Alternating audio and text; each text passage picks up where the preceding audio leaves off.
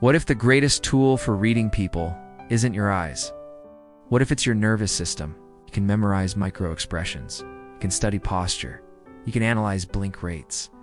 But if you are anxious, reactive, or biased, you will misread everything.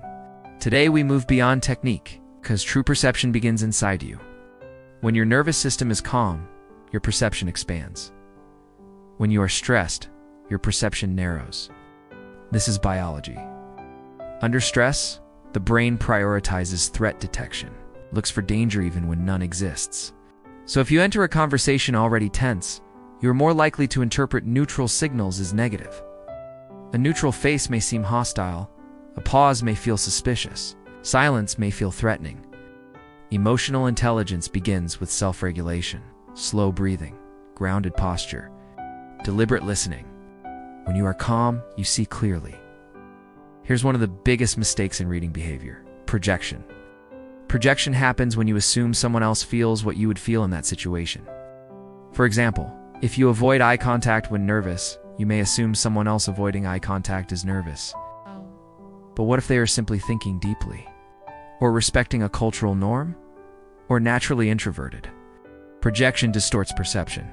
True empathic reading requires suspension of ego. Instead of asking, "What would I feel?" ask, "What might they be experiencing?" Shift from assumption to curiosity. Empathic calibration means sensing emotional shifts without being overwhelmed by them. When someone is anxious, you don't mirror their anxiety. You remain steady. When someone is angry, you don't react defensively. You observe the anger. This creates emotional contrast, and contrast creates safety.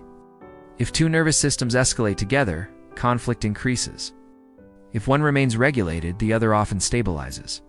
Calm is contagious. So is panic. Choose which one you bring into the room. Most people listen to respond. Emotionally intelligent observers listen to understand. Notice tone shifts, breathing changes, pauses before certain words. When someone hesitates before a specific topic, that topic carries emotional weight. When someone speeds up their speech, they may be anxious or excited. When someone slows down and lowers their tone, something deeper is being expressed. Your job is not to interrupt that process. It is to hold space for it. Presence is perception. Here's something most people overlook. Others are reading you too. If your words say, "I'm open-minded," but your arms are crossed tightly and your tone is sharp, you are incongruent. And others feel that instantly.